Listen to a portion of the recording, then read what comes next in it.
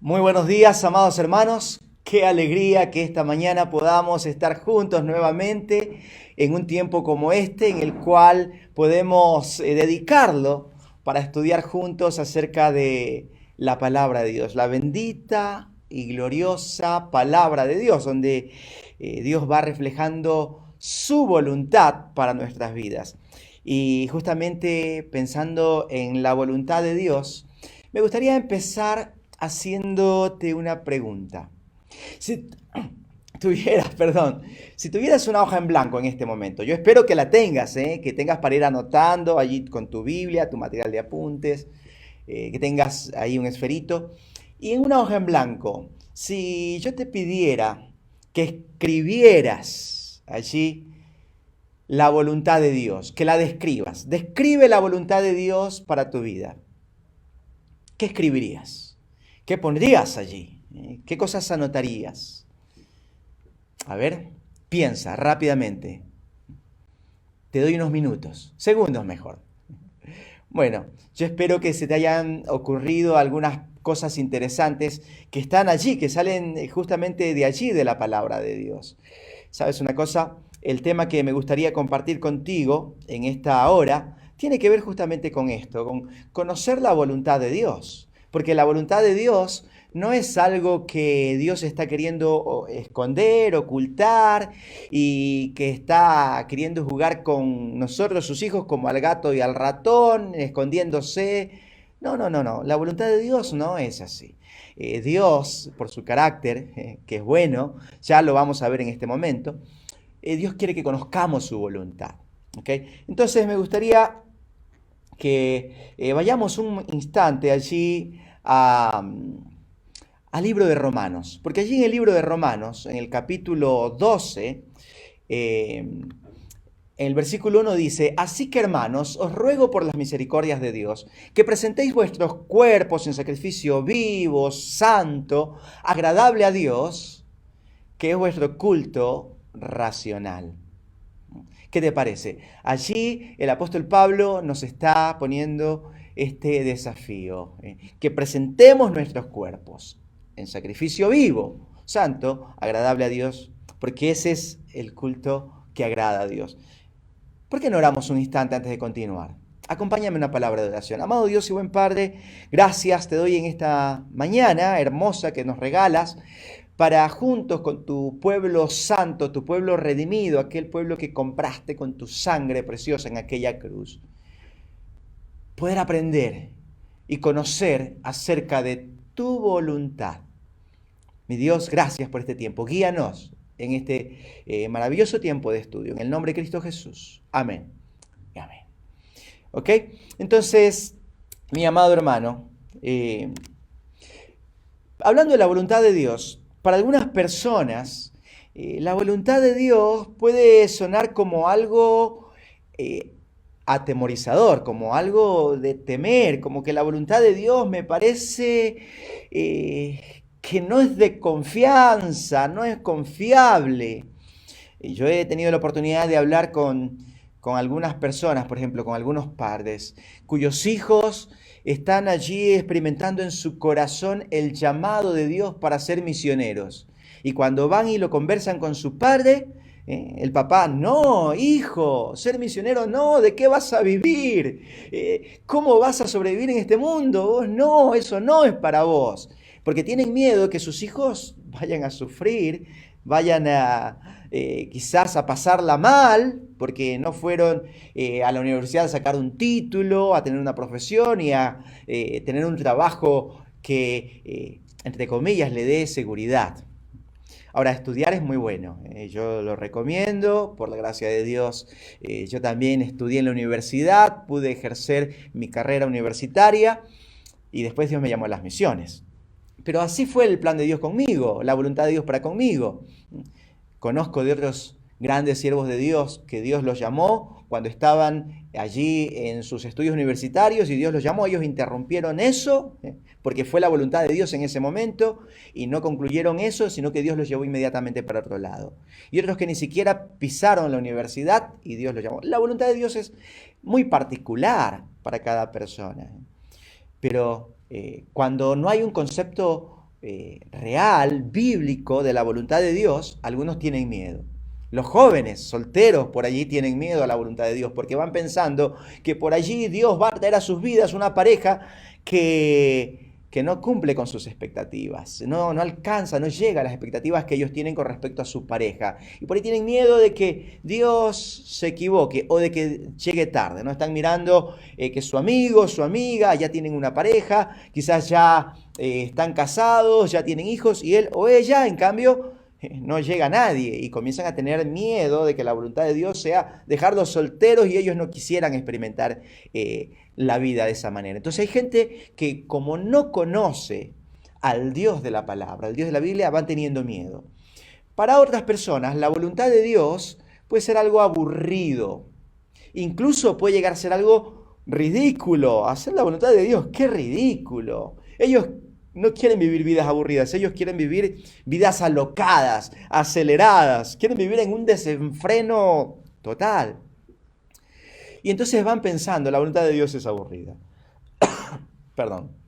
Otros, en cambio, van pensando que la voluntad de Dios es algo tan misterioso y tan difícil de llegar a comprender y descubrir. Parece que la voluntad de Dios fuera como un tremendo rompecabezas tan complicado de encontrar la siguiente pieza que debe de ir allí a continuación.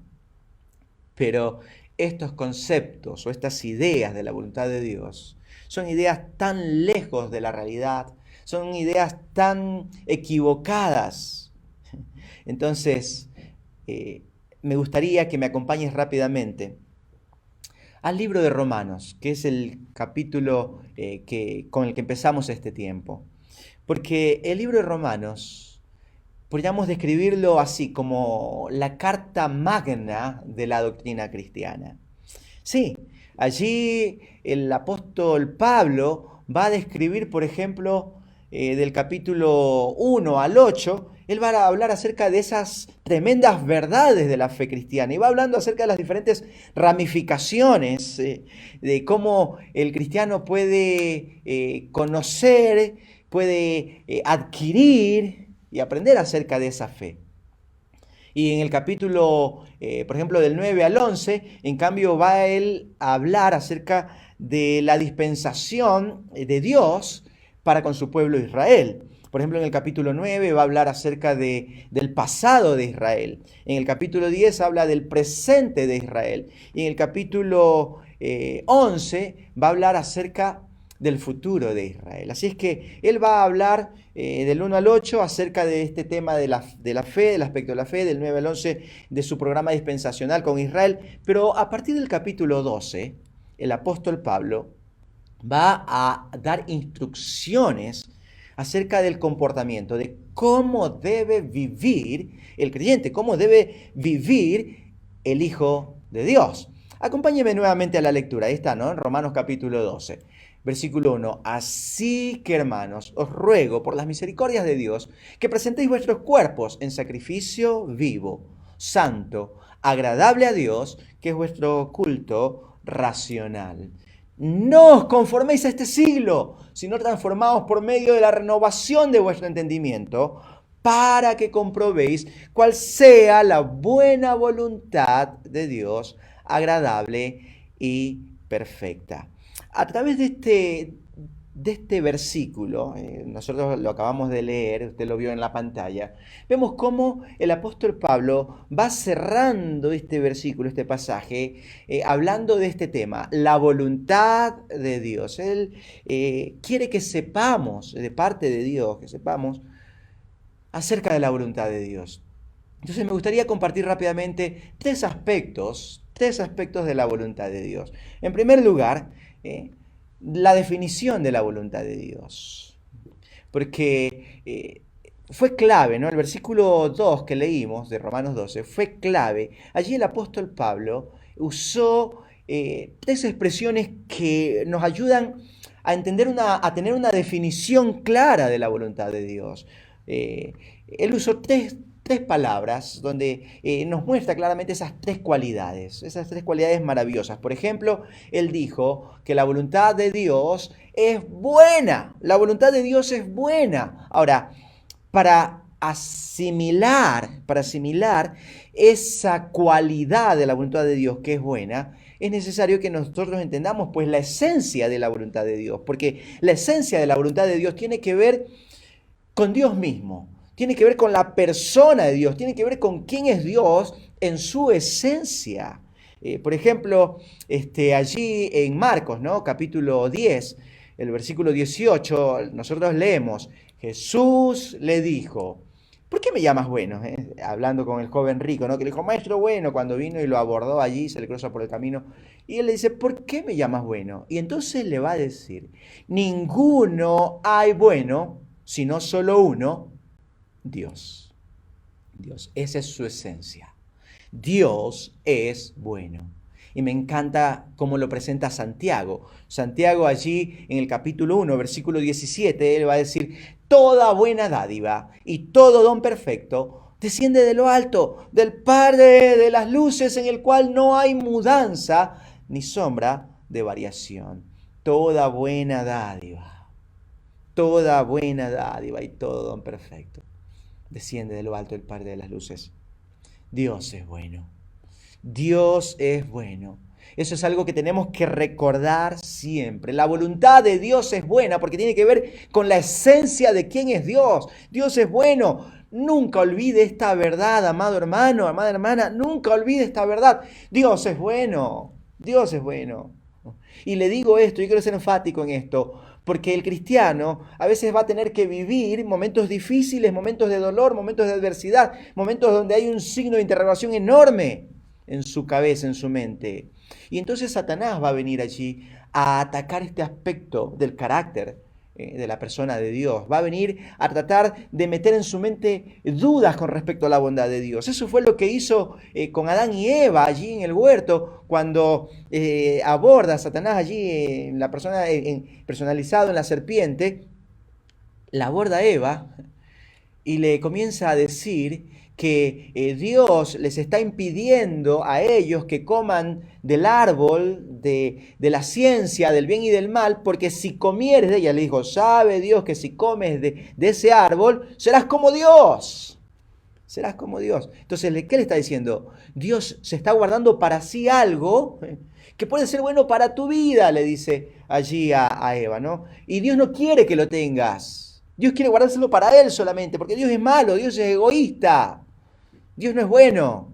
Así es como Satanás comienza a querer engañar al individuo.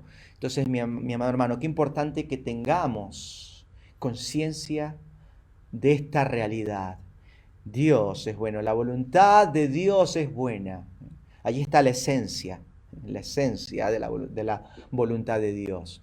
Pablo dijo, la voluntad de Dios es buena, su esencia. Pero me encanta porque no terminó ahí el versículo, sino que él continuó y él dijo, la voluntad de Dios no solamente es buena, sino que es agradable, agradable. Y ¿sabe una cosa? Qué maravilloso es experimentar la voluntad de Dios en la vida de uno, experimentarla a diario, experimentarla diariamente, esa voluntad de Dios que es buena. Dice, es agradable, y yo te lo puedo decir, dice Pablo, yo te lo puedo decir que es agradable porque yo lo he experimentado. Y si usted está familiarizado allí en el libro de los Hechos con la biografía del apóstol Pablo, se da cuenta que las cosas que él vivió realmente fueron difíciles.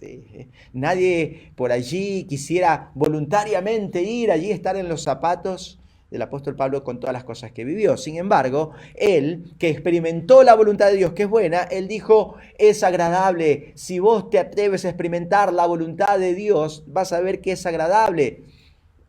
La palabra agradable es interesante porque la palabra agradable allí en la Escritura tiene que ver con sabroso, sabroso. ¿Ya desayunó hoy? ¿No lo hizo todavía? ¿Va a preparar algo sabroso? ¿Qué le gustaría desayunar hoy? ¿Algo riquísimo? ¿Algo delicioso al paladar? Bueno, la voluntad de Dios es sabrosa. Eso es lo que dice allí en Romanos 12:2. La voluntad de Dios es sabrosa, me agrada, me agrada. Y toda persona que ha experimentado la voluntad de Dios, tomado de la mano de Dios, está de acuerdo con esta realidad. Eso es lo que el salmista también dijo, ¿no? Allí en el Salmo 48, el salmista dijo, el hacer tu voluntad, Dios mío, me ha agradado.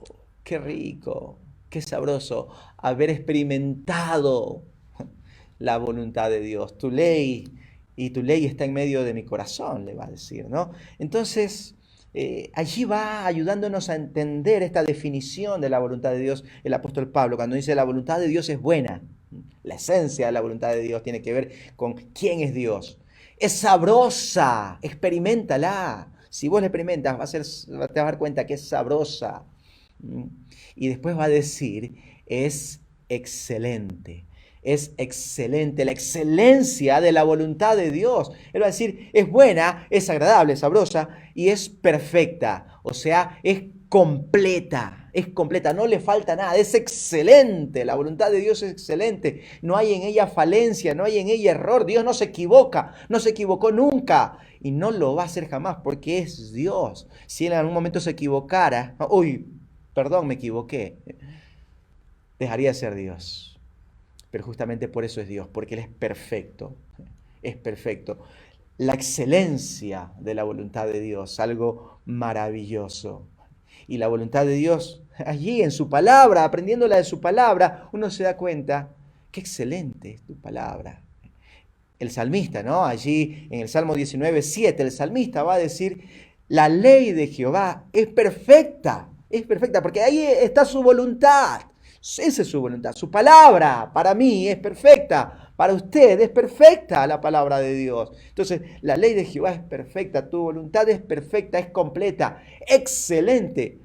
Nunca, hermano mío, hermana mía, nunca Dios lo va a ir guiando por un camino y de pronto se va a desvanecer y lo va a dejar en medio de la nada.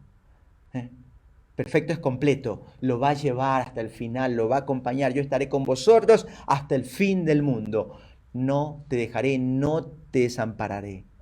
Te sostendré con la diestra de mi justicia. Es la promesa de Dios. La voluntad de Dios es perfecta, es completa, es excelente. Así que allí hemos podido, con la ayuda de este texto, que Dios guió ahí al apóstol Pablo para que nosotros podamos entender, ha quedado más claro, ¿no? La definición de la voluntad de Dios es buena, porque esa es su esencia, es agradable, es sabrosa, lo que lo hemos experimentado, lo podemos decir, y es excelente, es perfecta, es completa. ¿Ok? Pero el segundo aspecto, ya vimos la definición, el segundo aspecto es descubrir la voluntad de Dios. Dios quiere que descubramos, porque Él quiere que lo experimentemos, entonces hay que descubrir la voluntad de Dios. Acompáñenme un momento al libro de Jonás, allí en el capítulo 1. En el libro de Jonás, capítulo 1, nos encontramos con esta historia, para algunos muy familiarizada, quizás algunos no tanto, pero vamos a ir rápidamente. Dice Jonás capítulo 1, verso 1, dice, vino palabra de Jehová a Jonás, hijo de Amitai, diciendo, levántate y ve a Nínive, aquella gran ciudad, y pregona contra ella, porque ha subido su maldad delante de mí. Y el versículo 3 es interesante, porque dice, y Jonás se levantó para huir de la presencia de Jehová a Tarsis, y descendió a Jope. Presta atención, descendió a Jope, y halló una nave que partía a Tarsis. Y pagando su pasaje, entró en ella para irse con ellos a Tarsis, lejos de la presencia de Jehová. Lejos de la presencia de Jehová. Revisemos un poquito de vuelta a esto. Nos encontramos con un hombre, siervo de Dios, profeta de Dios. Usted sabe que el profeta era una persona que hablaba al pueblo, le hablaba a la gente el mensaje de Dios, le llevaba el mensaje de Dios. Era un comunicador de la voluntad de Dios, de la palabra de Dios al pueblo. Así es que cuando un hombre era ungido como profeta de Dios, como siervo de Dios, este hombre hacía ese voto de compromiso. Por eso después cuando está orando en el vientre del gran pez, Jonás va a decir, cumpliré mis votos, ¿no? Porque eso es lo que se compromete un hombre, un siervo de Dios, a hacer la voluntad de Dios. Pero acá nos encontramos con Jonás. Dijimos, él descendió a Jope.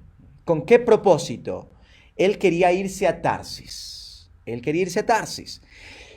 Ahora, oh casualidad, llega al puerto y encuentra un barco que va justo donde él quería ir, a Tarsis.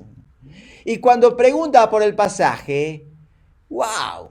El pasaje costaba exactamente la cantidad que él tenía para pagar. Qué interesante, ¿no? Uno dice, bueno, estaba el barco. ¡Wow! Seguramente era la voluntad de Dios que vaya para Tarsis, porque estaba el barco, que justo va para Tarsis.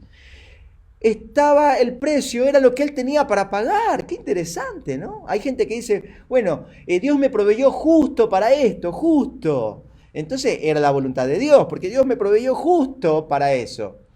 Y además de eso, dice que Jonás, después que el barco hizo las velas y zarpó, dice que Jonás se acostó a dormir. O sea, tenía paz en su corazón.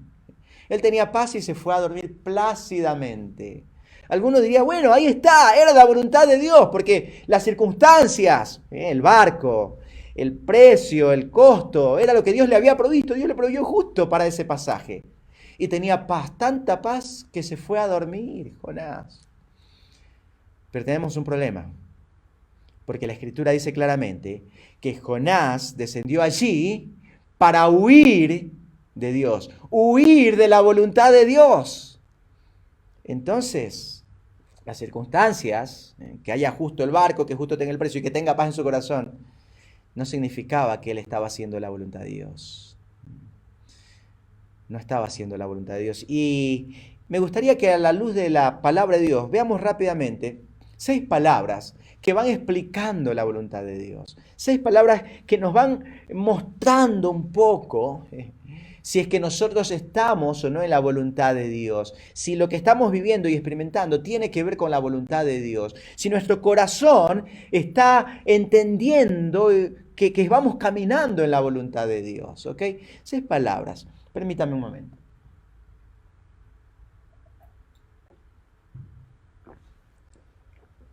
Entonces, la primera palabra, separación.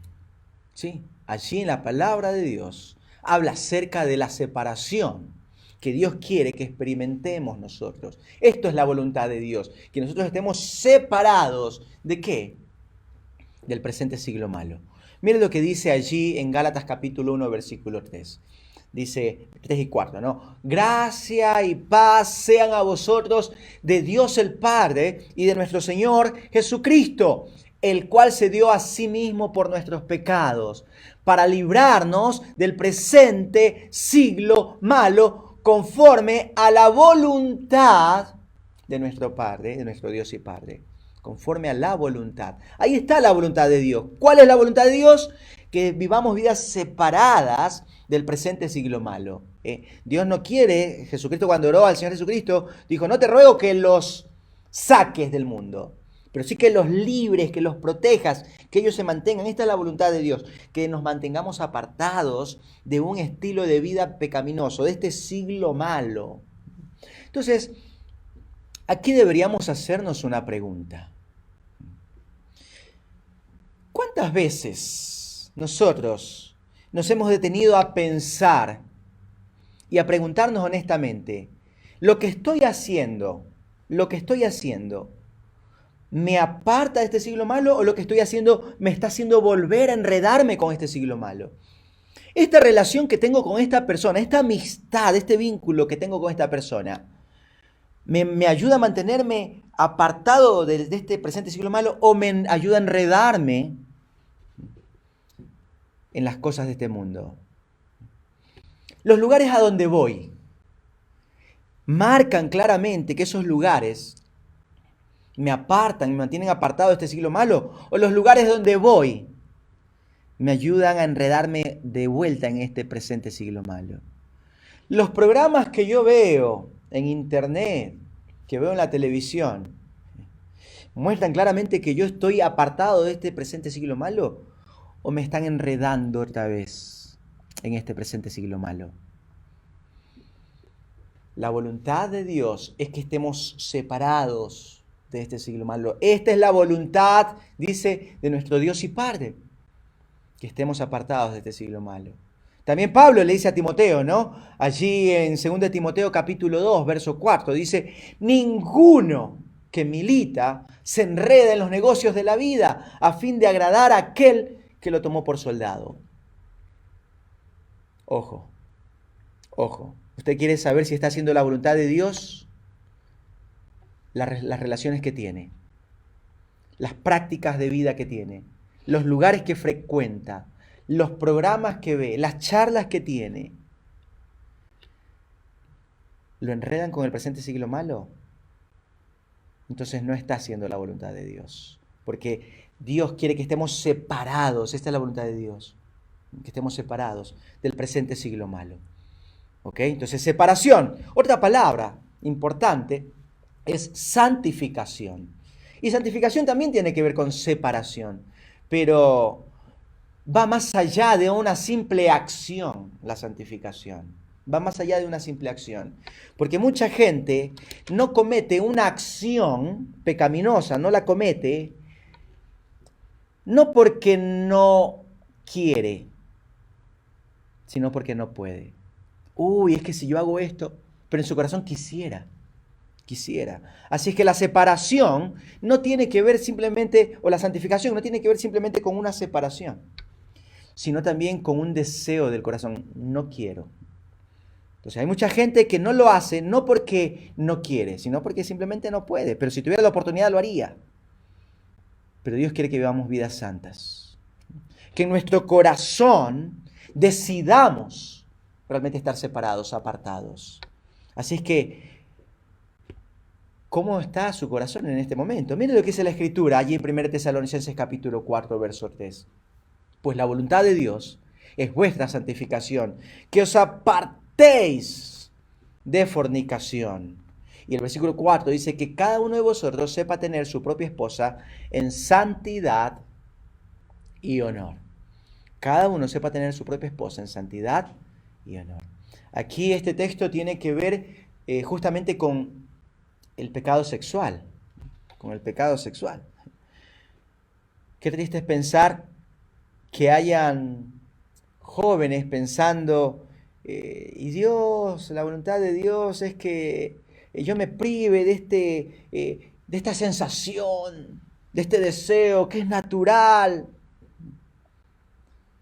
Dios quiere que nos separemos de toda práctica pecaminosa, pero desde el corazón.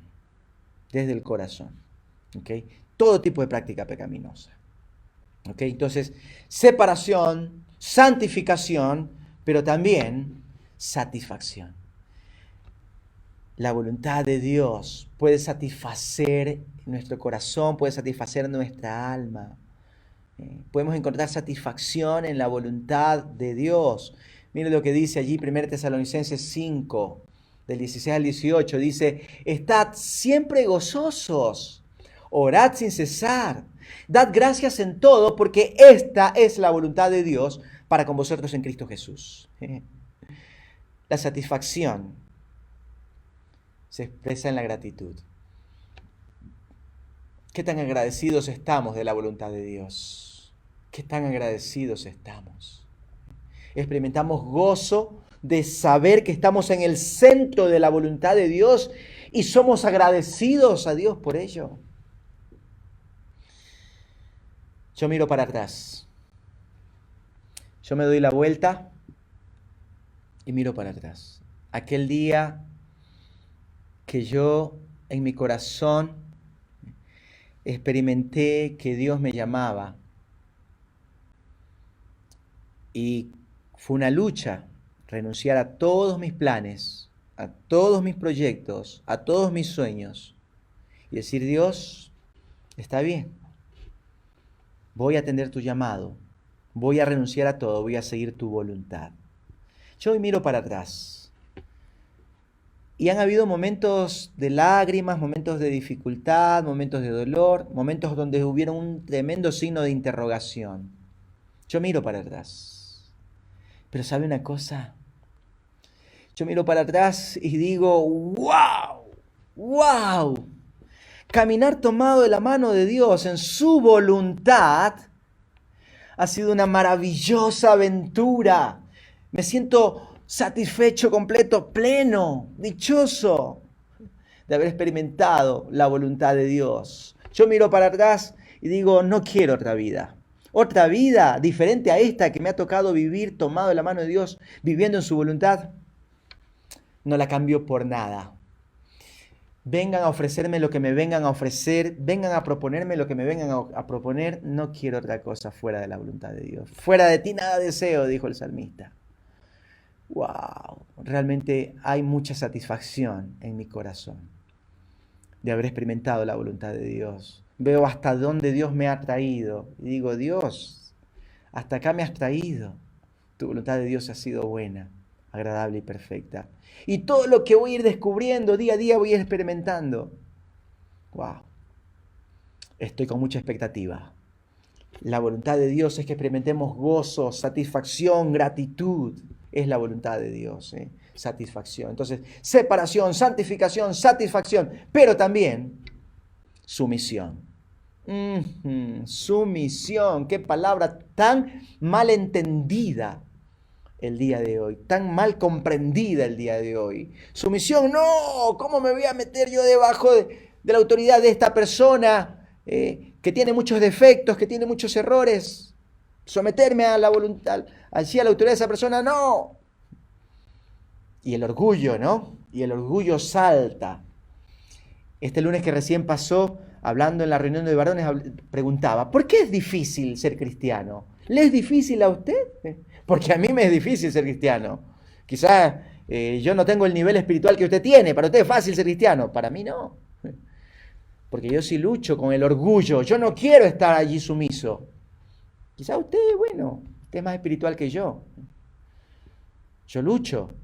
Me cuesta perdonar. No quiero someterme a esta persona, a esta autoridad. Me cuesta, no quiero perdonar. Después hablando con otro varón que estuvo en esa reunión también, me decía, sí, pastor, la verdad que es difícil. A mí me cuesta la soberbia. Cuando viene la soberbia en mi corazón, es que es difícil ser cristiano. Es difícil someterse. Porque no es algo natural, no está en la naturaleza humana, es contra naturaleza. Por eso las enseñanzas del Señor Jesucristo fueron revolucionarias, son revolucionarias. Porque no se adaptan a la filosofía de este mundo. Y van en contra de la naturaleza que usted y yo tenemos, esta naturaleza caída. Va en contra de todo eso. Jesucristo fue un revolucionario.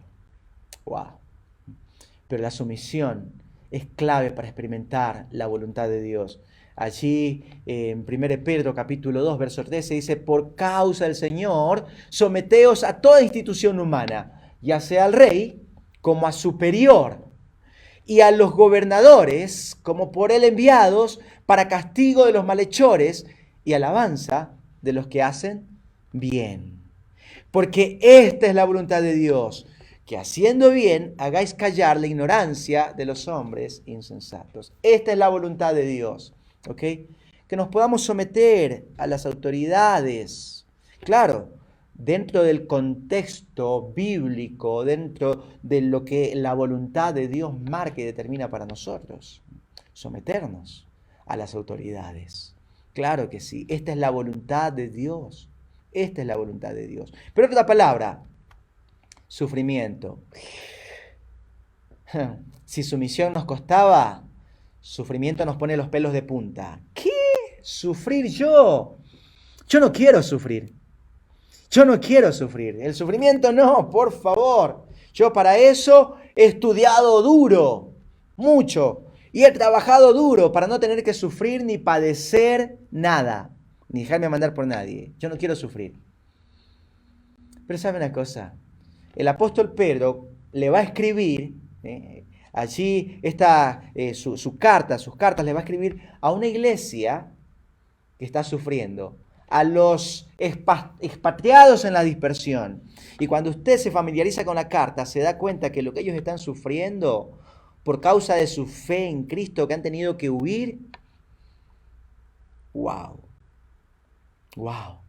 ¡Qué hombres! ¡Qué fe de esos hombres!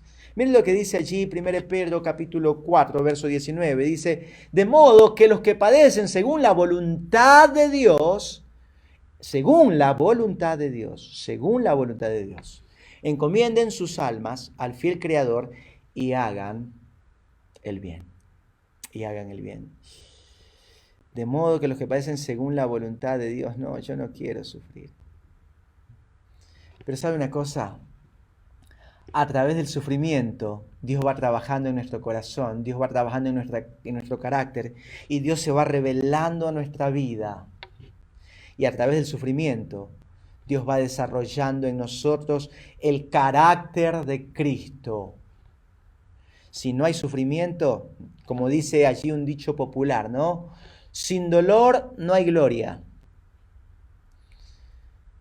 Es a través del sufrimiento que Dios nos va fortaleciendo, nos va haciendo más fuertes y sabios, más como Cristo, para poder después consolar, como dice la Escritura, con la consolación que fuimos consolados, consolar a los que están padeciendo, a los que están sufriendo. Y otra palabra, salvación.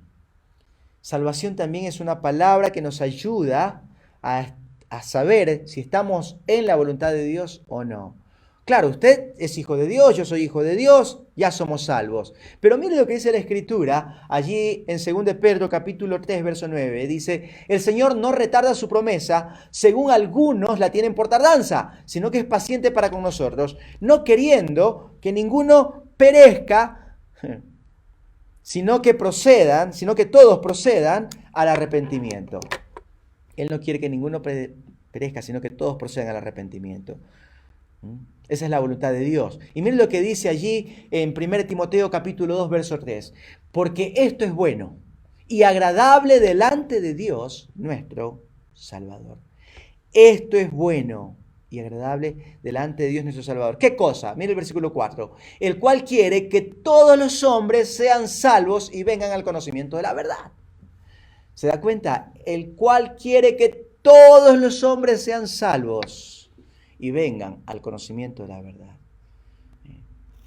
Al conocer esta verdad bíblica, ¿todavía usted se atreve a preguntarse, ¿será que la voluntad de Dios es que yo predique el Evangelio? ¿Será que la voluntad de Dios es que yo me inscriba en el taller de evangelismo relacional y aprenda a evangelizar? ¿Será que la voluntad de Dios es que yo le predique a mi vecino, a mi familiar, al hombre del negocio allá donde yo voy a comprar, a hacer las compras? ¿Será que esa es la voluntad de Dios? Todavía se debería preguntarse si acá está claramente establecida cuál es la voluntad de Dios.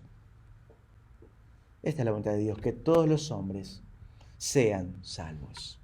Así es que aquí vimos ya el segundo aspecto de la voluntad de Dios. El primero, entendiendo la definición de la voluntad de Dios. El segundo, descubriendo cómo es la voluntad de Dios. Y en tercer lugar, el tercer aspecto, ya para terminar, deleitándose en la voluntad de Dios. Deleitándose en la voluntad de Dios. Me encanta lo que dice allí Efesios capítulo 6, verso 6. Dice, no sirviendo al ojo como los que quieren agradar a los hombres, sino como siervos de Cristo, de corazón, haciendo la voluntad de Dios. Con todo el corazón me deleito. Me deleito en hacer la voluntad de Dios. ¿Se deleita en hacer la voluntad de Dios? Aun cuando involucre sumisión, sufrimiento, ¿se deleita en la voluntad de Dios? Dios quiere que nos deleitemos en su voluntad. Mi amado hermano, si hemos visto que la voluntad de Dios es buena, porque la esencia de Dios es bueno, que es agradable, que es deliciosa la voluntad de Dios, y que es excelente, es completa, es perfecta. Entonces, ¿por qué no decidir hacer la voluntad de Dios? Decidir de una vez por todas, jugársela por la voluntad de Dios. Me llamó mucho la atención cuando escuché de Don Robertson, un personaje que fue muy importante ahí en la isla de Palabra de Vida, en Estados Unidos. Él firmaba sus cartas con un texto bíblico y con una frase, que hoy es muy famosa esa frase.